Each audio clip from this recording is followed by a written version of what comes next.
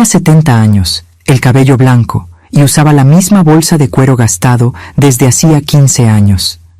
Nadie en la mesa de aquel restaurante caro imaginó que la viejecita de blusa de lino era la dueña de todo. Ni el hombre que llegó sonriendo, con un sobre en la mano, creyendo que finalmente me iba a destruir. Él no sabía que yo llevaba esperando esa cena desde hacía 30 años. Y cuando la noche terminó, fui yo quien se fue a casa con el corazón ligero. Pero antes de continuar, revisa si ya estás suscrito al canal y escribe en los comentarios: ¿desde dónde estás viendo este video? Nos encanta saber hasta dónde están llegando nuestras historias. Hay algo que aprendí después de los 60. El mundo subestima a las mujeres de cabello blanco. Y yo aprendí a usar eso a mi favor hace mucho tiempo. Mi nombre es Teresa Garza. Tengo 69 años y soy dueña de Grupo Garza Logística, una empresa de distribución y almacenamiento que opera en 11 estados de la República Mexicana. Empleo a poco más de 3,000 personas. En el último ejercicio fiscal, nuestra facturación habría sido suficiente para pagar cualquier deuda externa de una ciudad mediana sin parpadear. Pero si me encuentras una mañana de martes frente a mi casa en Monterrey, regando las bugambilias con una regadera de plástico amarillo y usando mi cardigan azul marino gastado, pensarás que soy la vecina jubilada que vive de su pensión. Tal vez me ofrezcas ayuda para cargar el costal de tierra del jardín. No me voy a negar. Nunca quise que las personas supieran quién era antes de necesitarlo. Esa fue una lección que aprendí de la manera más cara posible, con una traición que tardó 4 años en revelarse por completo y otros 26 para finalmente ser enterrada. La historia comienza en 1991, cuando yo tenía 36 años, 2 hijos pequeños, un marido que viajaba demasiado y una sociedad que parecía ser la mejor decisión de mi vida.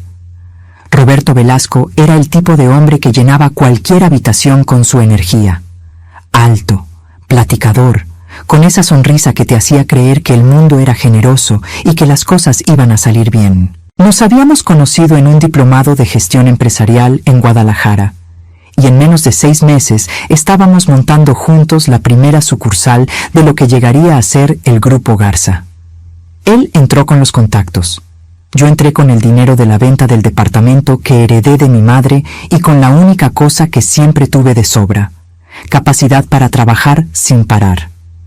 Durante 4 años trabajamos juntos como una máquina. La empresa creció rápido, demasiado rápido para mis ojos que ya habían aprendido a desconfiar de lo bueno cuando llega fácil. Pero yo confié. Dios, ¿cómo confié? Las señales aparecieron despacio, de la misma forma en que siempre aparecen las señales de una traición. Una factura que no cuadraba. Un proveedor que decía ya haber recibido su pago cuando el sistema mostraba un saldo pendiente. Una clienta antigua que llamó preguntando por qué una empresa con un nombre parecido estaba ofreciendo nuestros servicios a un precio menor. Yo anoté todo en un cuaderno de pasta negra que todavía guardo en el cajón de mi escritorio hasta el día de hoy. Pasé 6 meses fingiendo que no sabía nada, mientras documentaba cada irregularidad con la precisión de quien aprendió contabilidad estudiando sola de madrugada, con su hijo durmiendo en brazos. Roberto nunca se dio cuenta. Él me veía como la socia competente pero discreta, la mujer que se encargaba de la operación mientras él cuidaba las relaciones públicas con el mercado. Él no se imaginó que la mujer discreta estaba armando un expediente que lo iba a enterrar. Cuando confronté a Roberto, fue en una sala de juntas pequeñita, just the two of us, sin abogado, sin testigos. Yo traje una carpeta. Él trajo la sonrisa. La carpeta ganó. Él había desviado una cantidad considerable a lo largo de 3 años, usando una empresa fantasma registrada a nombre de su suegra. Estaba construyendo una competidora directa usando nuestra cartera de clientes, nuestra infraestructura y mis contactos personales. Cuando puse los documentos sobre la mesa frente a él, aquella sonrisa simplemente se apagó. Como la luz de un cuarto cuando el niño por fin se queda dormido. Le di el mismo tipo de opción que le das a una persona cuando quieres ser justa pero no quieres ser pendeja. Salte ahora, firma los papeles, devuelve lo que puedas devolver y desaparece. O llevo todo esto al SAT, a los socios inversionistas y al periódico que andaba cubriendo irregularidades en el sector. Roberto Velasco eligió desaparecer. Reconstruí sola. Con 2 hijos, un matrimonio que no sobrevivió a la presión de todos esos años difíciles, y un coraje en el pecho que transformé en combustible porque era la única cosa que tenía en abundancia. El grupo Garza creció. Creció de verdad, del tipo que no hace ruido pero que se siente cuando la estructura es sólida. Y yo aprendí a ser invisible a propósito, a parecer menos de lo que era, a entrar a las salas antes de que las personas supieran con quién estaban hablando.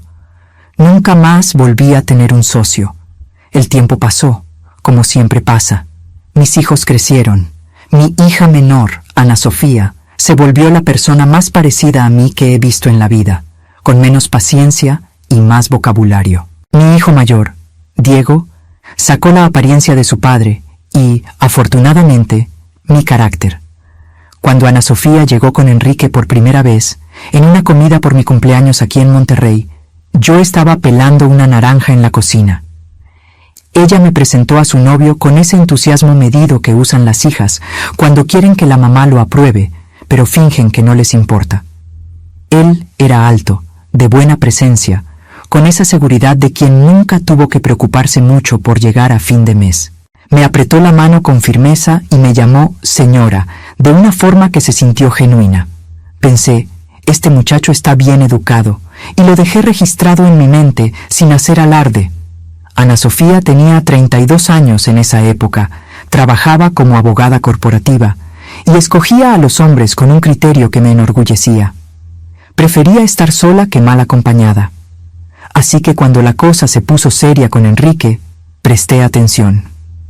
No mandé a hacer una investigación formal.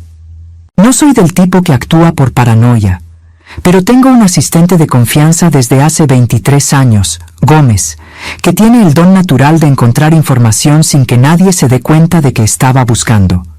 Le pedí que me consiguiera lo básico: nombre completo, historial profesional, familia. El reporte llegó un jueves por la mañana. Gómez lo dejó sobre mi escritorio sin decir comentarios, que es su manera de decirme que necesitaba leerlo con calma. Enrique Velasco Vargas, hijo de Claudia Vargas de Velasco, sobrino de Roberto Velasco. Me quedé mirando el nombre por un tiempo que no sabría medir. No fue exactamente un shock. Fue más bien como cuando estás esperando un camión que lleva mucho tiempo retrasado y de repente da la vuelta en la esquina. Ya sabías que iba a aparecer, solo no sabías la hora exacta. Llamé a Gómez y le pedí que profundizara. Lo que me trajo de vuelta en los días siguientes fue suficiente para que yo tuviera que tomarme el café de pie, mirando por la ventana de la oficina, organizando mis pensamientos como quien acomoda la maleta antes de un viaje largo. Roberto Velasco había muerto 4 años antes, de problemas cardíacos, sin haber reconstruido gran cosa después de salir de nuestra sociedad. Según lo que Gómez averiguó con discreción entre personas del sector, Roberto pasó los años siguientes contando una versión de la historia en la que él era el perjudicado, la víctima, la mujer que lo corrió de la empresa que él había ayudado a construir. Y Enrique creció escuchando esa versión, creció creyendo en ella. La pregunta era, ¿qué tanto lo creía? ¿Y qué tanto esa creencia estaba guiando sus decisiones, incluyendo la de andar con la hija de Teresa Garza? Esperé. Observé. Dejé que pasaran los meses y presté atención a los pequeños detalles que a la gente se le escapan cuando creen que no los están observando. Enrique era muy atento con Ana Sofía. Eso era real. Pero había algo en las preguntas que me hacía sobre mí, sobre la empresa, sobre la estructura del grupo, que tenían un interés que parecía ir un poco más allá de la curiosidad natural de quien está entrando a una familia. Seguí esperando. Tengo 70 años. Aprendí que la paciencia es el único recurso que no se acaba con la edad. Se comprometieron en octubre. Ana Sofía me llamó llorando de felicidad y yo lloré con ella, porque su alegría era real y la mía también. Enrique me pidió mi bendición antes, en un café rápido que organizó con una seriedad que me conmovió, independientemente de todo lo que yo sabía y que aún estaba procesando. Le dije que sí, porque yo le decía que sí a la felicidad de mi hija, y porque todavía no estaba segura de qué tanto sabía él o qué planeaba. Dar una bendición no es firmar un contrato, es abrir una puerta. Lo que entra por ella, lo evalúas después. La cena con su familia se programó para noviembre, en un restaurante en San Pedro Garza García, que yo nunca había frecuentado. Cuando Enrique sugirió el lugar, lo investigué discretamente. Menú sin precios en la página web. De esos donde el mesero te mira a los ojos con la intimidad de un viejo amigo. El tipo de lugar que la gente escoge cuando quiere impresionar o cuando quiere marcar territorio. Fui con una blusa de lino beige y mi bolsa vieja. Mi cabello blanco bien cuidado, sin exageraciones. Mi única concesión a la elegancia fue el arete de perla que perteneció a mi madre, porque a ella le gustaba entrar a lugares bonitos con al menos una cosa bonita encima. La madre de Enrique, Claudia, me recibió con ese abrazo largo de quien practicó frente al espejo. Cabello rubio bien tratado, ropa que era discreta pero claramente costosa, ese perfume que identificas como caro incluso sin conocer la marca. El padre, Omar Vargas, era más contenido. Me saludó con firmeza y evaluó mi ropa con una mirada rápida que pensó que no noté. Sí lo noté. La plática fue ligera al principio. Ana Sofía estaba radiante, Enrique estaba atento, el restaurante estaba bonito, con esa iluminación cálida de quien sabe que la comida necesita ayuda para verse aún mejor. Plática de familia, de planes de boda, de dónde iban a vivir. Y entonces, alrededor de la segunda hora, Claudia mencionó el nombre de su hermano. Fue suave, casi casual, metido en medio de una frase sobre historia familiar. Dijo algo así como que Enrique había heredado el espíritu emprendedor de su tío Roberto, que había sido un empresario brillante y que lamentablemente las circunstancias no habían sido amables con él. Sentí que Ana Sofía me miraba de reojo. Ella sabía lo básico de la historia con Roberto. Me había preguntado años atrás y se la conté con la versión más limpia que la verdad me permitía. Yo seguí comiendo. No levanté la cabeza de inmediato. Dejé que la palabra se asentara en la mesa antes de responder. Después miré a Claudia con la tranquilidad de quien tiene todo el tiempo del mundo y le dije que sí, que el mundo de los negocios es en verdad impredecible y que cada trayectoria tiene sus propias curvas. Ella sonrió con los ojos apretados, esa sonrisa que no es sonrisa. Fue en ese momento cuando Omar metió la mano dentro de su saco.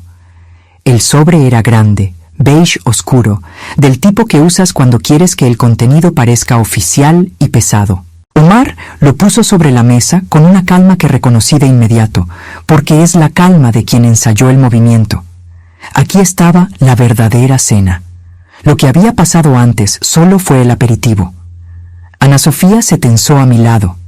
Enrique miró el sobre y luego miró hacia otro lado, como quien no quiere ver lo que está a punto de pasar, pero tampoco se va. Esa mirada me dijo muchas cosas sobre él en ese momento.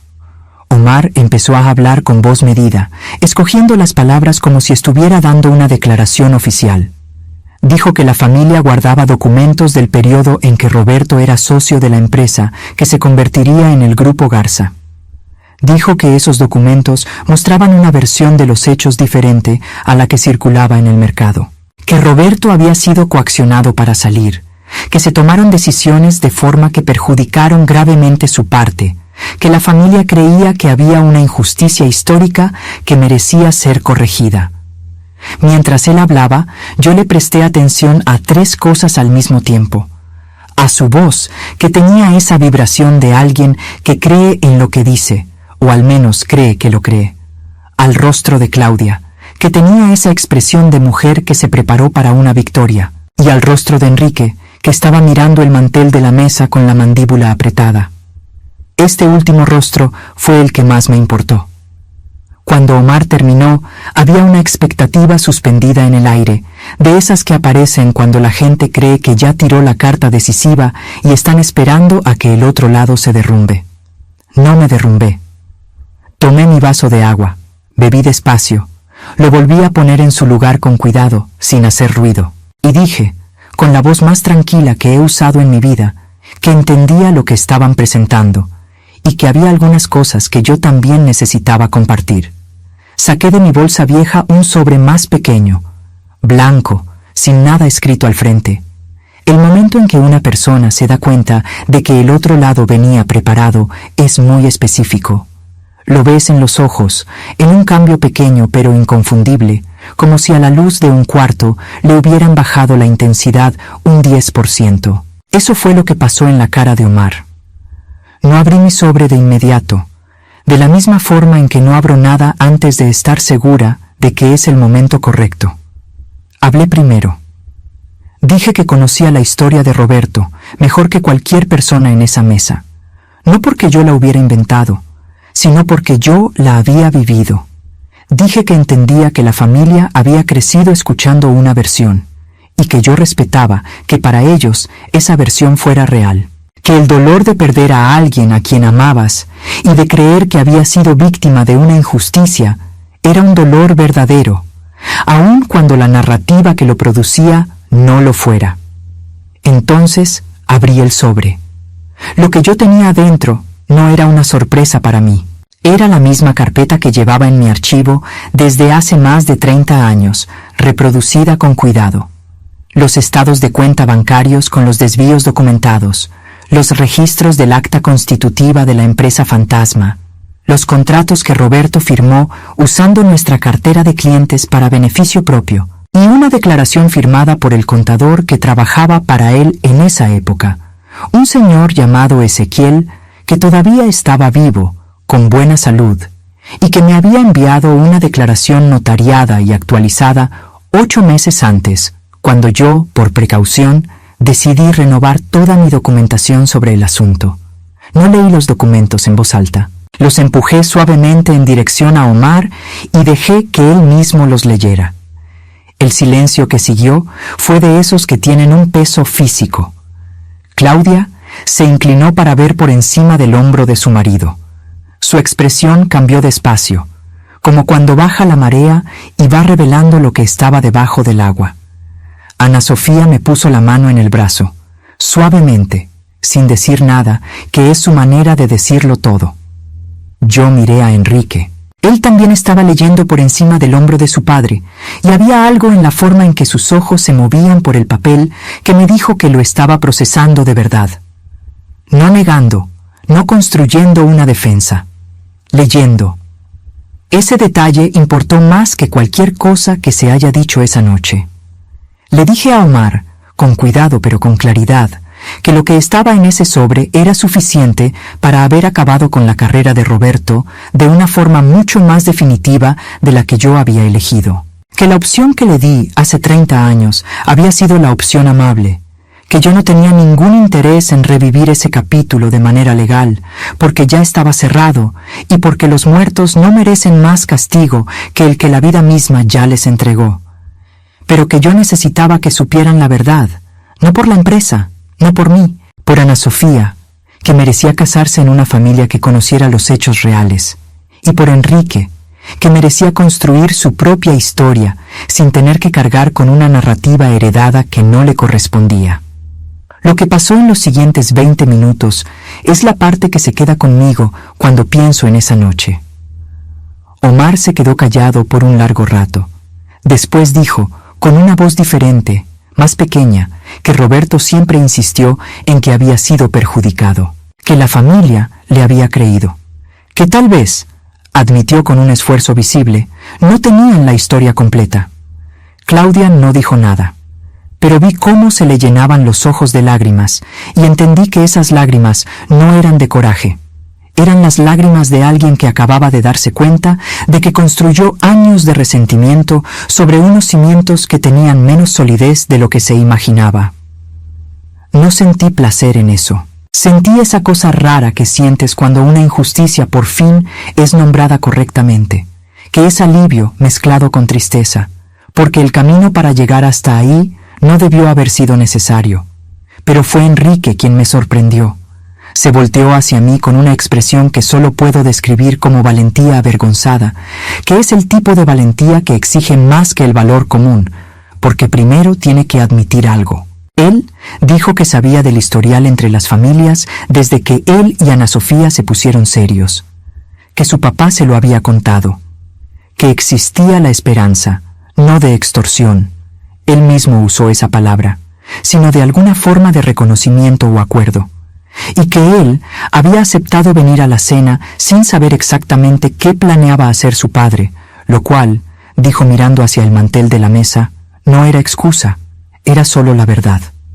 Ana Sofía estaba calladísima a mi lado, y yo conocía ese silencio. Era su silencio procesando si el hombre que amaba era quien ella pensaba que era. Miré a Enrique por un rato. Pensé en los 30 años que habían pasado desde que me senté en una sala pequeña con Roberto Velasco y vi su sonrisa apagarse. Pensé en cómo las historias de familia se propagan como genes, pasando características de una generación a otra, algunas buenas, otras que necesitan ser interrumpidas conscientemente por alguien que decide que no va a seguir cargándolas. Y pensé que este muchacho, en ese momento, estaba haciendo exactamente eso. Interrumpiendo.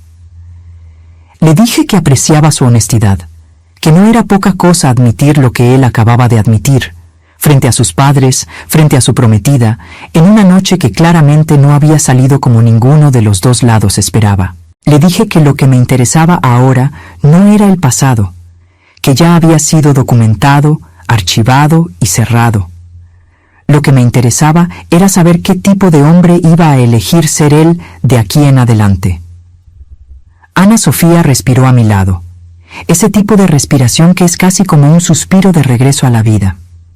Le dije a la familia Vargas Velasco lo que tenía que decirse con toda la calma que 70 años de vida te dan, cuando dejas de importarte lo que la gente piensa de ti y empiezas a importarte únicamente por lo que es verdad.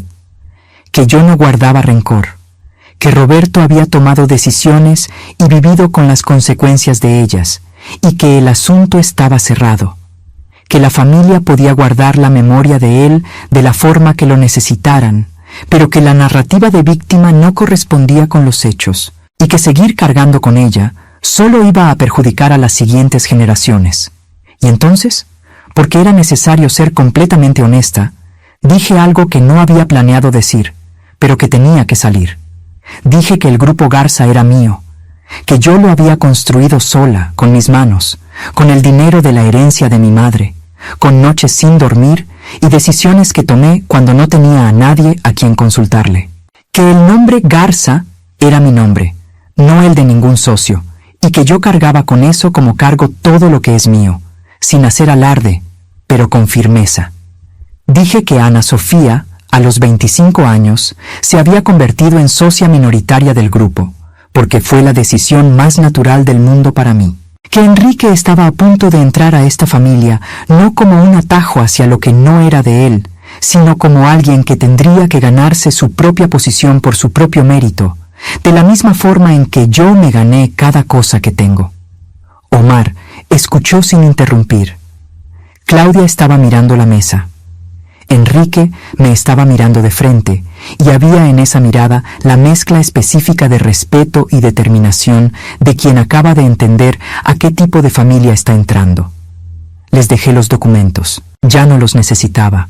La historia estaba contada, documentada y cerrada. El mesero apareció con el timing perfecto de quien se da cuenta de que la tensión bajó sin saber exactamente por qué, y preguntó si alguien quería postre. Ana Sofía dijo que sí, antes de que cualquier otro pudiera responder, y había tanto alivio en la velocidad de ese sí, que casi me río. Pedí un flan y un café, porque cuando la noche es difícil y termina bien, te mereces un flan. Enrique y Ana Sofía se fueron más temprano, necesitaban platicar a solas, lo cual era necesario y sano. Omar y Claudia salieron poco después, con esa postura de personas que vinieron a una batalla y ahora necesitan descubrir qué hacer con sus propias manos vacías. No había hostilidad, solo estaba el silencio particular de quien va a necesitar replantearse muchas cosas. Me quedé sola en la mesa unos 10 minutos, tomándome el café despacio, viendo a la gente en el restaurante, toda esa vida sucediendo alrededor en paralelo, cada mesa con su propia historia, su propia tensión, sus propios sobres. Manejé de regreso a casa en mi Corolla blanco del 2011, con el limpiaparabrisas del lado del conductor que rechina un poco cuando el vidrio está seco. Necesito cambiarlo desde hace 2 años. No lo cambio porque funciona. Llegando a casa, las bugambilias estaban en el porche como de costumbre, bajo la luz amarilla del jardín que dejo prendida por hábito. Me senté en la silla de mimbre de la entrada antes de abrir la puerta, como hago en las noches en las que necesito un minuto de transición entre el mundo de allá afuera y el silencio de adentro. El celular vibró. Era Ana Sofía. Mandó solo una frase. Mamá, eres la mujer más increíble que he conocido, y te odio por el flan que te comiste tú sola. Le respondí con un emoji de corazón y me fui a dormir. En algún lugar de la ciudad, Omar y Claudia Vargas iban a pasar esa noche releyendo una historia que creían que se sabían. Y Roberto Velasco, donde quiera que estuviera, iba a seguir siendo lo que siempre fue, un hombre que tomó decisiones, vivió con ellas y construyó una narrativa que finalmente, esa noche, había encontrado el final que se merecía. Yo tenía 70 años, un cardigan gastado, bugambilias en el porche y un flan de postre. No necesitaba nada más. Algunas mujeres construyen imperios para probar algo. Yo construí el mío para proteger lo que era mío. Hay una diferencia enorme entre esas dos cosas. Y esa noche, finalmente, todo el mundo en la mesa había entendido cuál era.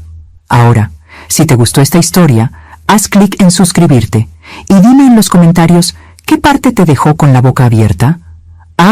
Y no olvides hacerte miembro para tener acceso a videos exclusivos que no publico aquí. Allá te espero. ¿Te gustaría que te ayude a crear ideas o un guión visual en caso de que vayas a producir este texto para un canal de YouTube?